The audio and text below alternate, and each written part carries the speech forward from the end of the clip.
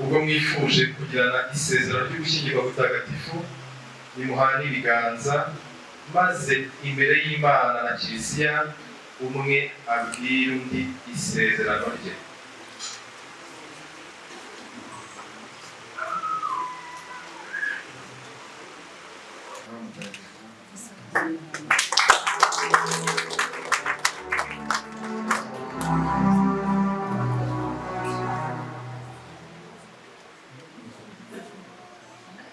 Daniel Niyigena ashyira impeta amwambitse nk'ikimenyetso cy'urukundo n'ubudahemuka dusezeranye ku izina ry'Imana Data na Mwana na Roho Mutagatifu. Amen.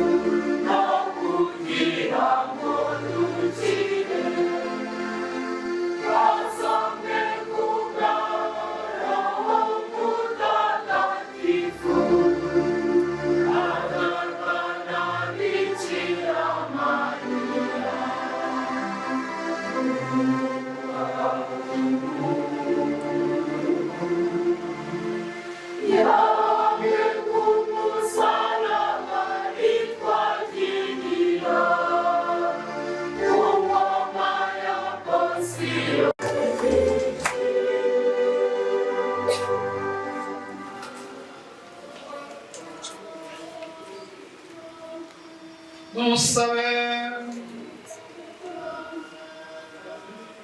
Mana ishobora byose ugahoraho iteka, n'urukundo rwawe rutagira urugero abakwiyambaza ubagwiriza ibyiza birenze kure ibyo bakwiye kubona n'ibyo bifuza. Turagusaba udusendezemo impuhwe zawe maze udukize ibyaduhagarika umutima byose, kandi utwongerereho n'ibyo tutubahuka kugusaba. Kandi Nyagasani, mwiyobera by'agatangaza watagatifuje umubano w'abashakanye kugira ngo ugenure isakaramento ry'ubumwe bwa Kristo na Kiliziya ye.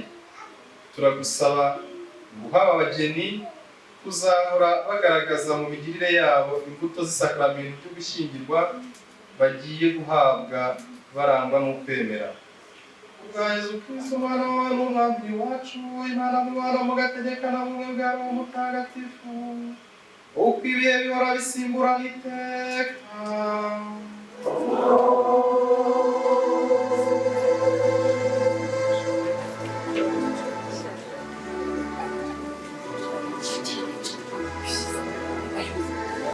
Amen. Nuko bombi bararyama kugira ngo bararaho. Iryo ni ijambo ry'Imana.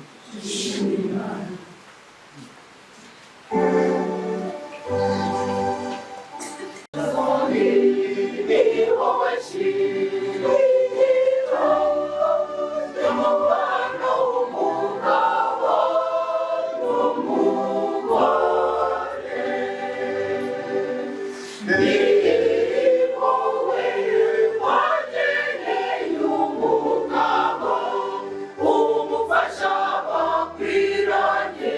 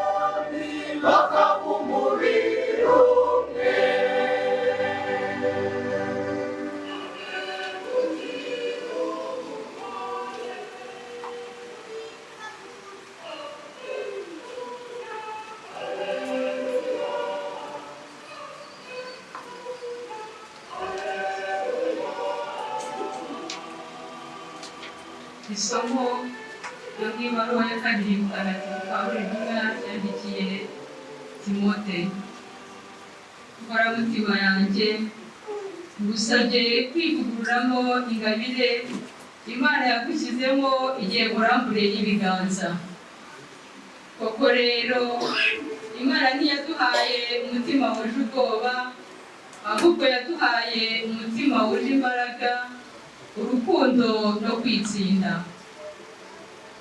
Muzagire rero isoni zo kubera umwami wacu umuhamya, cyangwa se ngo ugire isoni kubera jyewe ukunzwe ari we nzira. Ahubwo ubifatanya nanjye kuruhira inkuru nziza, ushyigikiwe n'imbaraga z'Imana.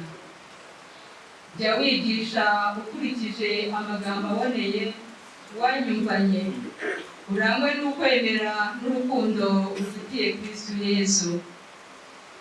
Komeza rero ibyiza waragijwe, Roho Mutagatifu utuye muri mwe abigufashemo. Iryo ni ijambo ry'Imana.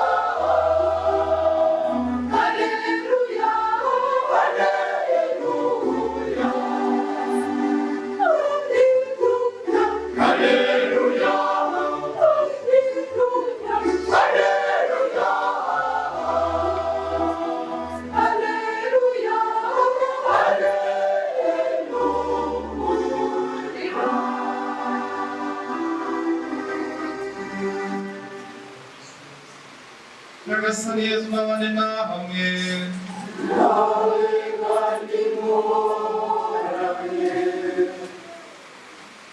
Amagambo yo mu Ivanjiri ntagatifu uko yanditswe na Luka.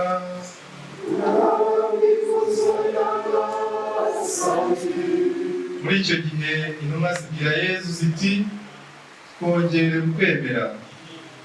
Yesu arabasubiza ati, yaba mwari mufite ukwemera kungana n'impeke y'ururo, mwabwiye iki giti cy'aboberi muti randuka ujye kwitera mu nyanja, kikabumbira. Bikoze ninde muri mwe wagira umugaragu umuhingira cyangwa akamuragirira amatungo, yataha akamubwira ati bandukuze ufungure? Ahubwo nazamubwira ati banza ujye kuntekera, ukenyere umpereze kugeza ndangije kurya no kunywa, hanyuma nawe ubone kurya no kunywa. Mbese shebuja yashimira uwo mugaragu we ko yarangije ibyo yari yategetswe? Namwe nuko nimurangiza gukora icyo mwategetswe cyose, mujye muvuga muti turi abagaragu nk'abandi, twakoze ibyo twari dushinzwe. Iyo ni Ivanjiri ntagatifu.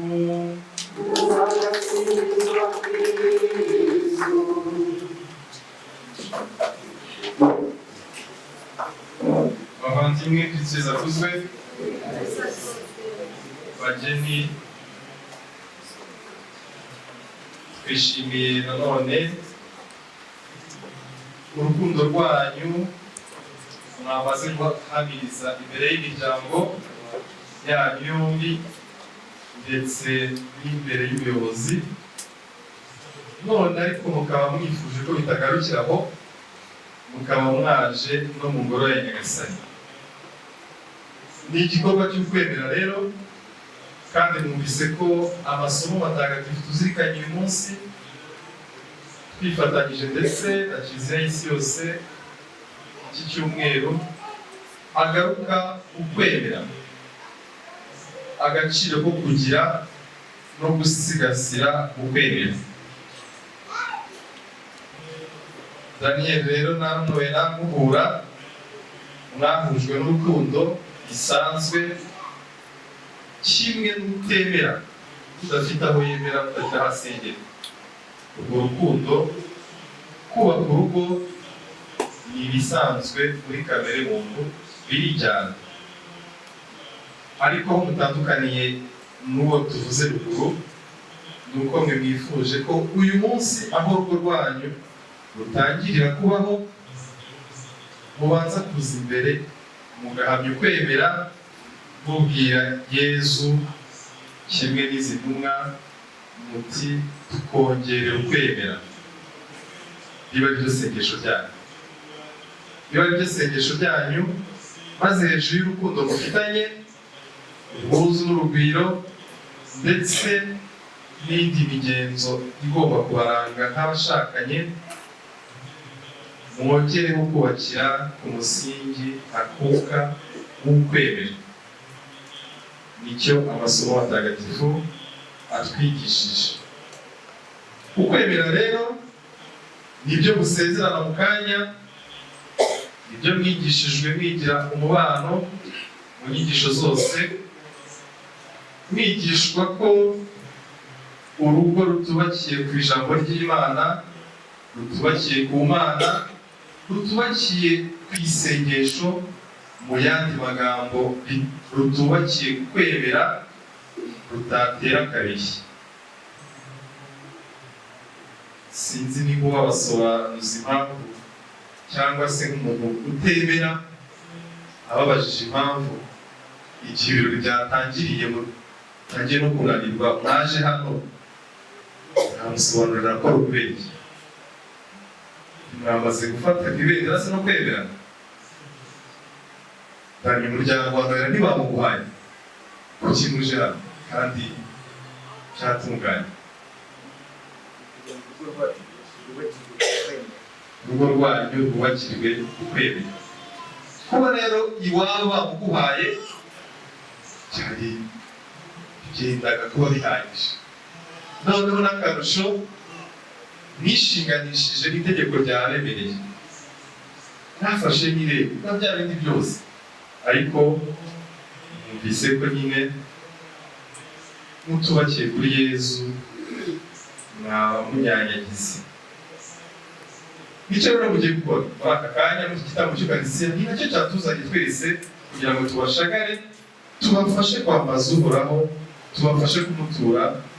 Urugendo rwanyu rwa babiri, buri wese yamenye ubwenge ari wenyine, bavuga hagati yanyu uko urugendo rurerure rw'ubuzima, ariko igihe kigeze inzira zanyu zirahuye. Ubu rero mugiye kugenda mu nzira imwe gusa, none mugiye kugenda mu nzira imwe, ni nabyo mugiye gusezerana. Ukwemera rero mugiye gushingiraho uko nk'uko Kiliziya yabidushishikarije kuri uyu munsi, ishingiro rikomeye ariko kandi ryoroshye. Byoroshye gute? Byoroshye kuko bisaba guca bugufi kugira ngo ubyinjire neza. Ukwemera ntabwo kugusobanura byoroshye, ahubwo menya kuko hari ibyo byabisobanura kurusha ibi ukoze, bikaba byasobanurira utabikoze cyangwa utabyumva impamvu n'uburemere bwabyo. hari igisobanuro cy'ukwemera ijambo ry'Imana riduha mu ibaruwa yandikiwe Abaheburayo umutwe wa 11 umurongo wa mbere, aho umwanditsi w'iyo baruwa agira ati ukwemera ni ishingiro ry'ibyo twizeye, kukanaba ikimenyetso cyangwa gihamya by'ibyo tutabona. Ikimenyetso cy'icyo tutabona. Ubundi murakubwiye ikintu kitagaragara cyangwa kitari aho ngaho kugira ngo ubyemere cyangwa kugira ngo agufashe kubyakira, byibuze yakwereka ifoto ryayo, ifoto y'icyo kintu, kugira ngo ugerageze no gutekereza icyo ari cyo, uko kimeze, imisusire yacyo. Ariko niba ukwemera uyu mwana muje gushinga urugo, ntabwo tuyibona n'ababaza nk'ibi, sindiwe bibabaza, sinzi niko mwahagaragaza, ntabwo twahagaragaza, ahubwo gihamya dufite yonyine ikomeye kandi irenze ibindi bimenyetso byose ni ukwemera. Ikimenyetso kitagaragara. Ukwemera rero twagerageza kumva mu ntambwe ebyiri cyangwa mu ntera ebyiri. Hari ukwemera ibyo tuvuze Imana tukabigaragaza cyangwa tukabihamya mu mvugo. Intera ya mbere mu mvugo, akaba ari turi bukore mu kanya mu ndangakwemera, aribyo dukora igihe cyose mu misa yo ku cyumweru cyangwa yo ku munsi mukuru. Ndemera Imana imwe idashobora byose n'ibindi n'ibindi. Iyo ni intera ya mbere yo mu mvugo. Arabashishikariza kumenya indangakwemera. Intera ya kabiri rero ari nayo nyamukuru, ni ukuguhamya mu ngiro.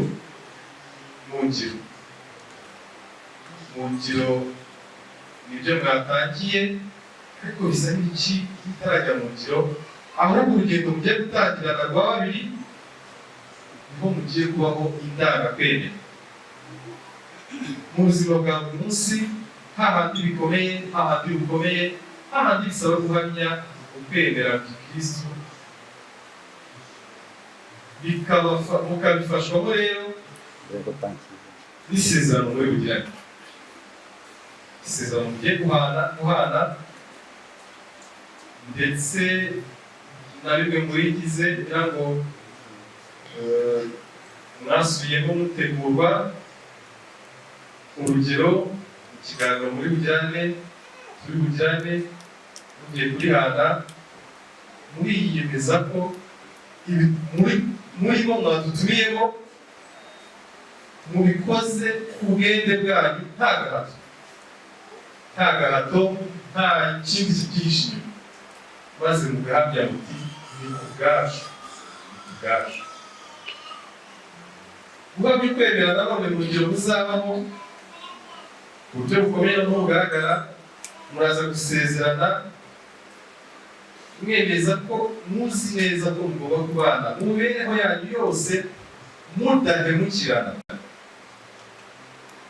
Bageni rero, turi abagabo guhamya uyu munsi, ndetse tuzanaba n'abagabo kubihamya ejo bundi, umwaka utaha, mu myaka myinshi muzamarana ko mudahemukiranye, aho muzaba noneho muri kwerekana, muri gukora, muri kubaho indangakwemera, muri kubaho ukwemera. Kandi ndongera gusezerana kugira ngo tuzi neza ko tuzakirana urukundo abana bose Imana izaduha, kandi tukazabarera Kristo. Murabisezerana, murabyemeza, nimubikora nanone nk'uko amasomo matagatifu abitubwira, muzaba muri kubaho ukwemera. Muzaba mwavuye muri teori, kuvuga mu mvugo gusa, ahubwo muri kubaho ukwemera mu buzima bwanyu bwose, kurera abana Kristo, mbere na mbere kubakira. Kimwe mu ukwemera ni impano y'Imana, kandi impano irakirwa ntabwo ishikuzwa n'abana bose. Isezerano ry'ubugirane, abana Imana izabaha, muzabakirana urukundo kandi muzabarere Kristo ko muri bubyemeze mu isezerano ry'Imana, kandi muzabakire, muzabashikuza Imana nibiba ngombwa cyangwa se nimutinda kubabona cyangwa nimubona igihe nyacyo muzabisingiza Imana nk'impano ibageneye. Ukwemera kimwe n'iyo ngingo n'andi masengesho dutura Imana ni ugusaba kugira ngo iyo mpano niza tuyakire, kuko burya kenshi dukeka ko Imana hari umwenda turiho. Dushobora kubaka urugo, ibyo bibaho, niyo mpamvu mu gusezerana mbere y'igihe ko muteye intambwe mutazi aho mugannye, ikibategereje, ibyishimo bibategereje uko bingana, ndetse n'urugamba rwo kugendana muri kumwe uko rungana. Ariko hariho n'igihe dushobora gutinda kubona kimwe mu byo twifuza, tukitotombera Imana nkaho hari umwenda turiho kandi ntawo. Niho rero impano igira igisobanuro cyayo. Abana Imana izabaha uyu munsi ntababaha, muzabakire nk'impano nini kandi mwinjire muri urwo rugendo rw'igisobanuro cy'impano, ko yakirwa atari umwenda Imana igomba kutwishyura. Tuzi ko dukunda kandi nacyo natwe tuyifuriza ko izababaho. Muraza kuvuga ko mubizera, muraza kandi kuvuga ngo muzi ko abashakanye bagomba kwihanganirana kandi ngo bagaterana inkunga igihe batinze kubona urubyaro cyangwa igihe bari urubyaro. Uyu munsi biraryoshye, ni ubuki, muraza gukomeza ubuki, ariko aya masezerano muri bugirane ahuye neza 100% n'amasomo y'uyu munsi twazirikanye yo kubaho ukwemera no kukwakira. Aya masezerano mujya kugirana abavandimwe bageni, koko uyu munsi muyagirane muhamizanya ukwemera imbere ya Kiliziya n'imbere yacu twese, ariko by'umwihariko cyane cyane muzayabeho icyo tubifuriza. Kandi iyo muje hano nyine nicyo tuba twazindutse tuje gukora, kugira ngo dutangire tubatura Imana n'umuryango wose na Kiliziya yose, kandi muzakomeze mubikore bavandimwe, sibyo? Muzakomeze mubaherekeze mu isengesho, si kado, si impano zigaragara. Biriya byose mwakoze byiza cyane, nabyo ngombwa, nabyo muzabikomeze, ariko aha mwabaherekeje muzakomeze muhabaherekeze. Bare na barere muzamenye ko bagiye mu misa ku cyumweru, muzamenye ko babatishije abana bazakira n'Imana, muzamenye ukwemera bagukomeyeho.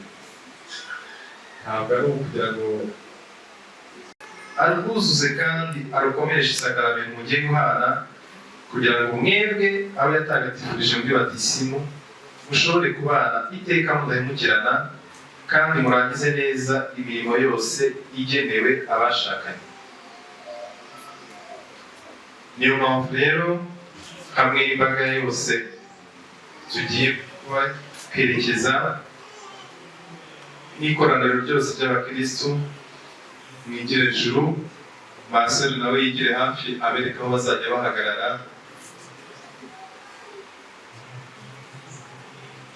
maze mugirane isezerano. Ubwanyu murashaka gusezerana na Gikristo, muzi ko mugomba gukundana no kubahana mu mibereho yanyu yose mudahemukirana. Ese murabizi? Muzi ko abashakanye bagomba kwakira urukundo abana bose Imana ibahaye, kandi bakabarera Gikristo. Ibyo murabizi? Muzi ko abashakanye bagomba kwihangana kandi bagaterana inkunga igihe batinze kubyara cyangwa bari mu byago. Ese murabizi? Ubwo mwifuje kugirana isezerano ryo gushyingirwa gutagatifu, nimuhane ibiganza, maze imbere y'Imana na Kiliziya umwe abwira undi isezerano rye.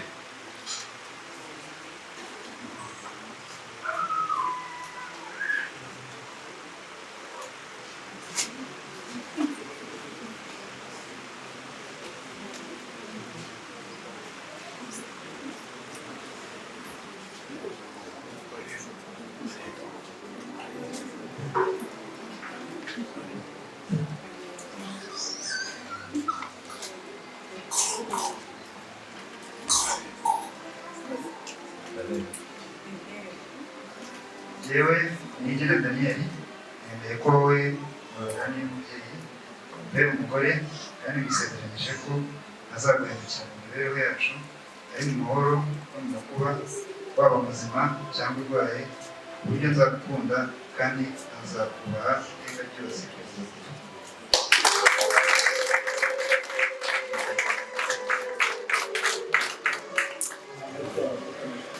Jewe Noella y'umubyeyi nemeye ko wowe Daniel ugena mbere umugabo musezeranyije ko nazaguhemukira mu mibereho yacu ari mu mahoro no mu makuba waba muzima cyangwa urwaye ku buryo nzagukunda kandi nzakubaha iteka ryose.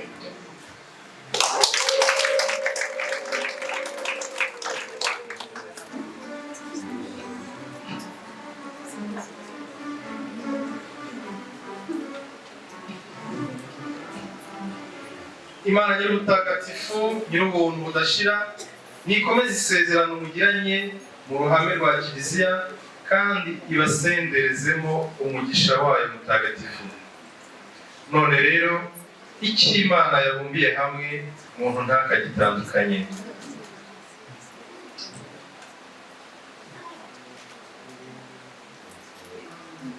Mufate inkweto zanyu. Nyagasani, izi mpeta ni ikimenyetso cyagenewe kugaragaza ubumwe bukomeye buhuza abagiranye imbere yawe isezerano ryo gushyingirwa. Turakwinginze rero uzihe umugisha wawe kugira ngo abagiye kuzambikana bahore bakora ugushaka kwawe, bagume mu mahoro yawe, maze bazabana iteka bakundana. Kubwa Yesu Kristo umwami wacu.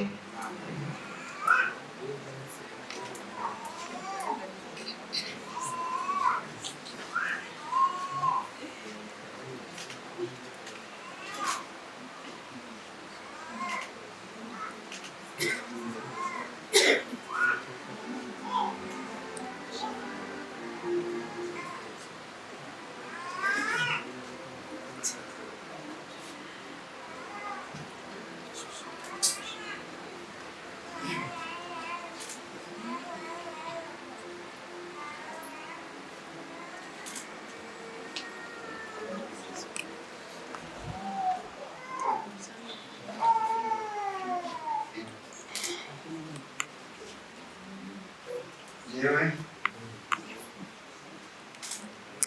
Noella y'umubyeyi akiri impeta mpambitse ni ikimenyetso cy'urukundo n'ubudahemuka dusezeranye mu izina ry'Imana Data na Mwana na Roho Mutagatifu.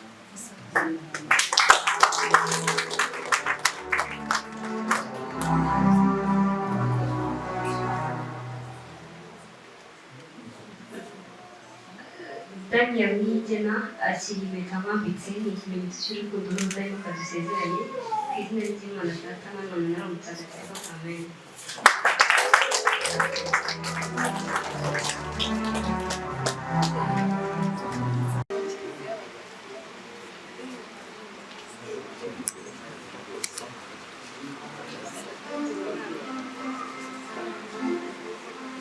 Nyagasani uhamagariye abagiye gushinga urugo bajya inema yo kurwubakana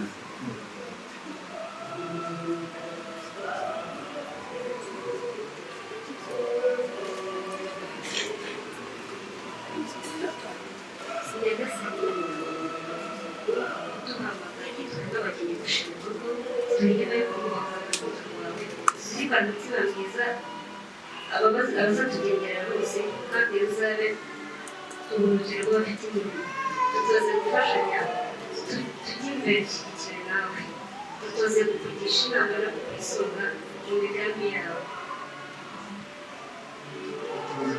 Kutwigisha inama no kwisanga mu migambi yacu, tuza kutuza ibyishimo byacu n'amagorwa yacu, tuza gufasha abana bacu kuza kubibuka. Maze rero muri rukundo ruzima, maze rero urukundo ruzima tugushimira urukundo waduhaye kandi tugusabye kudukomereza amen.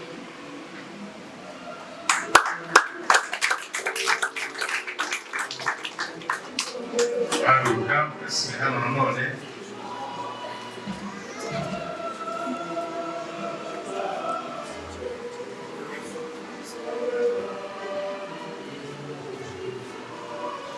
Daniel rero ugiye kutwereka umugeni wawe maze ikoraniro ryose rimwishimire, nawe utwereke ko umwishimiye.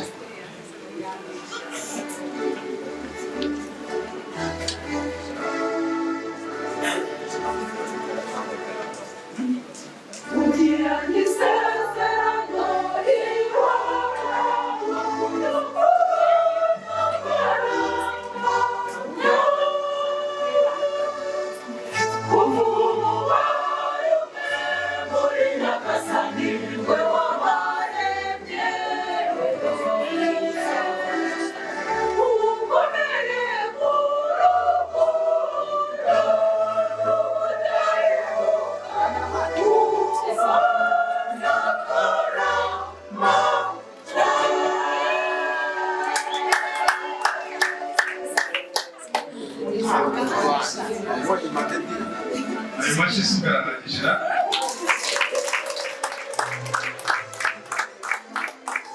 Cyane bageni beza bakongera bakisubirira mu myanya yanyu.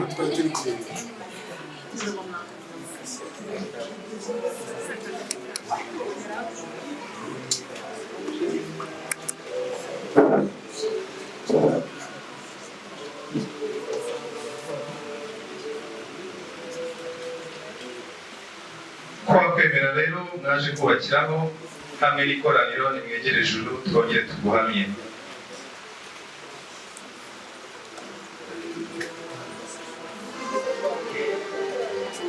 Mwemera kw'Imana rimwe,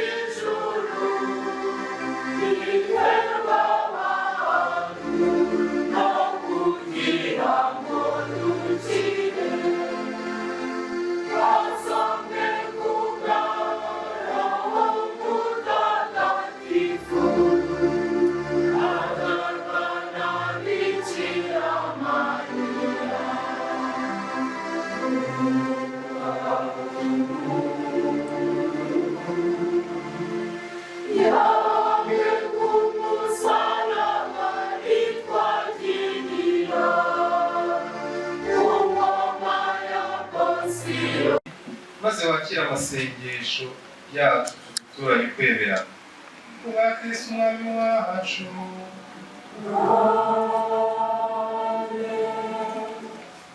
Bakeneye ko mwasezeranye gufatanya muri byose, ni gutangira imirimo mufatanyije, muze mudufashe mu gikorwa cyo gutura.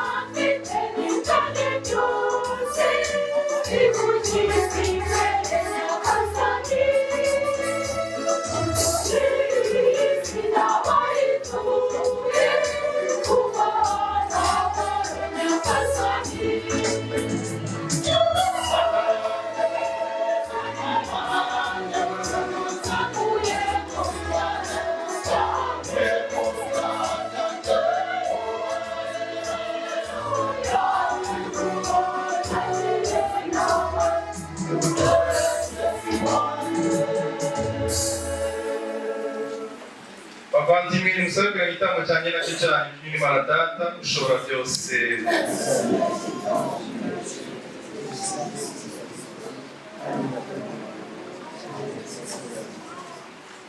Nyagasani turakwinginze akira amaturo wishakiye ko tuzajya tugutura, maze kubera aya mayobera matagatifu tuhimbazanye mu mutima ukuyobotse, udutake ubutungane dukesha ubucunguzi bwawe. Kandi Nyagasani turakwinginze akira ifuro tuguhereje duhimbaza isakaramentu ryo gushyingirwa, ubwo ari we soko yaryo, urabe n'umurinzi utuma ridahungabana. Za Kristo umwami wacu. Nyagasani Yezu nabane namwe, imitima yanyu ihugukire iby'ijuru. Dushimire Nyagasani Imana yacu.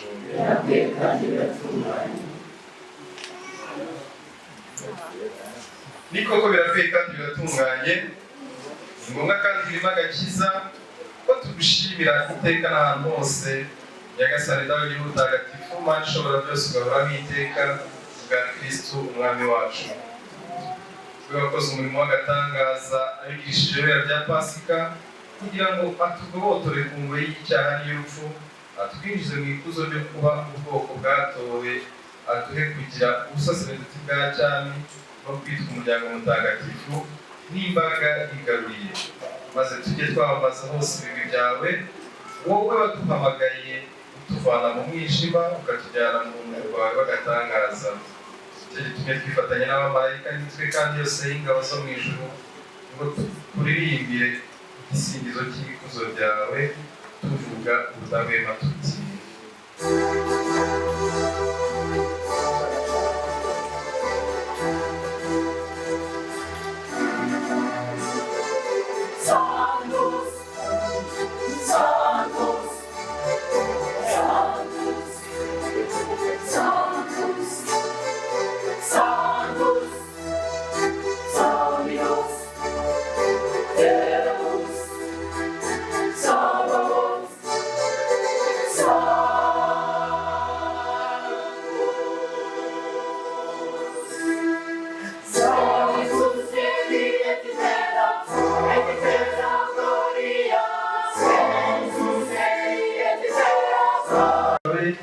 avuga ati nimwakire maze muryeho mwese, iki ngiki koko ni umubiri wanjye ugiye kubatangirwa.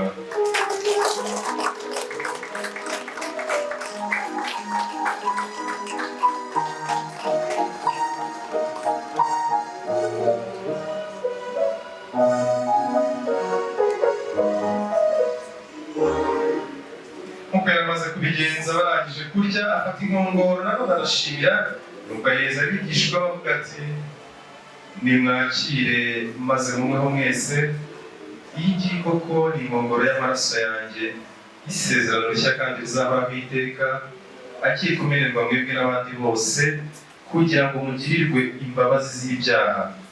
Ibi mujye mubikora bibe urwibutso rwanjye.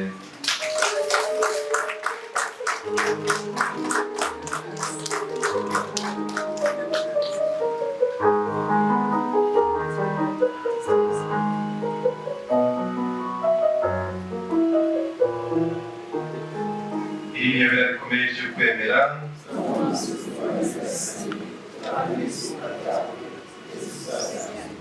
None rero Nyagasani, mu gihe twibuka urupfu n'izuka by'umwana wawe, tugutuye umugati utanga ubugingo hamwe n'inkongoro y'umukiro, tugushimira ko watumye tuberwa no kugushengera tukaguheza aya maturo. Kandi turakwinginga twiyoroheje ngo twebwe abasangiye umubiri n'amaraso bya Kristo, Roho Mutagatifu aduhuze twunge ubumwe.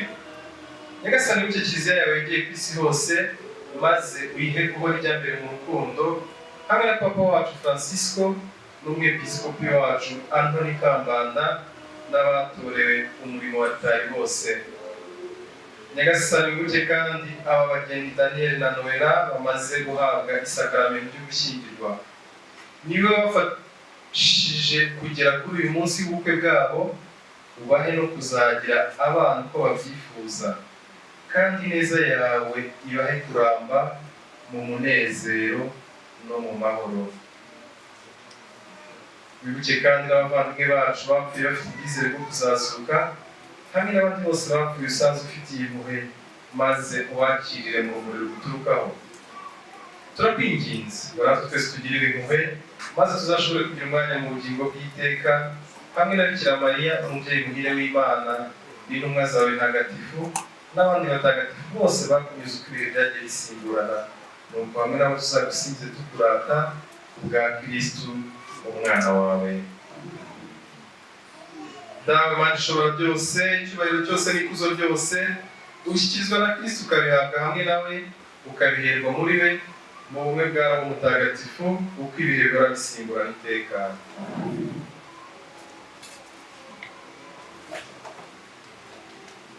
Nk'uko twabyigishijwe na Yesu Kristu, mu mucyo dutinyuke tugire tuti dawe mu ijuru,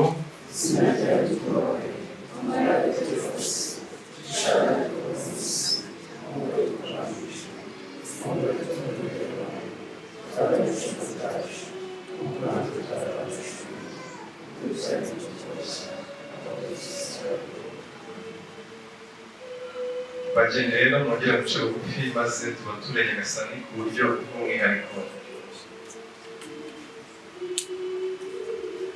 Nyagasani Mana yacu, ni wowe nyir'ububasha waremye byose ubivanye mu busa, maze umaze kugena intangiriro y'ibintu byose no kurema umuntu umwishushanyije, washatse ko umugore abera umugabo umufasha badatana, ku buryo baba batakiri babiri ahubwo ari nk'umuntu umwe. Bityo utwigisha ko ubumwe wishakiye kuremya udakwiye kugira ikibutandukanya na rimwe. Nyagasani Mana yacu, mu iyobora ry'agatangaza watagatifuje umubano w'abashakanye kugira ngo ugenure isakaramentu ry'ubumwe bwa Kristo na Kiliziya ye.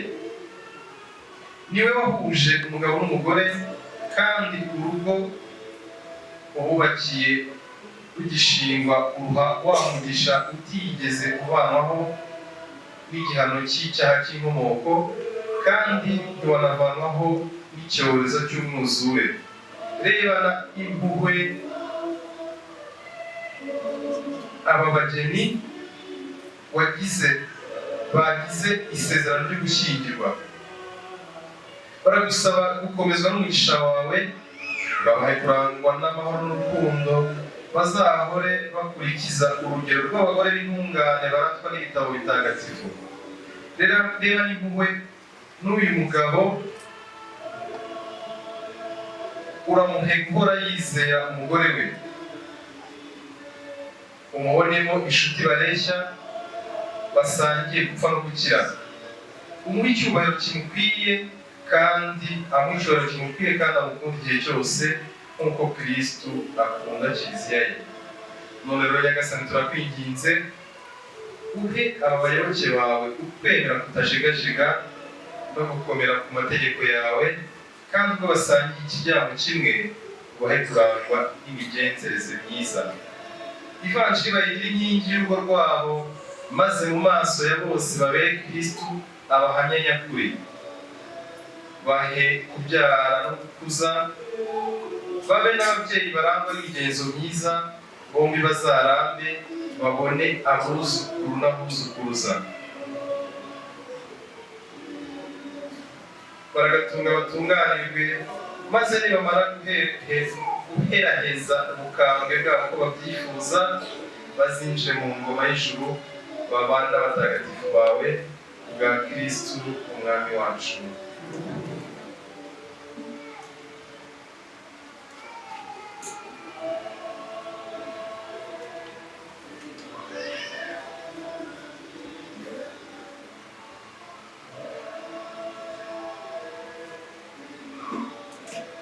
Nyagasani Yesu Kristo abwira intumwa zawe ati mbasigiye amahoro, mbahaye amahoro yanjye, n'ibyo ibyaha byacu n'ibyo kwemera kwa Kiliziya yawe, maze ku bushake bwawe n'amahoro kandi yibumbire mu bumwe, wowe wavuga ati iteka ryose.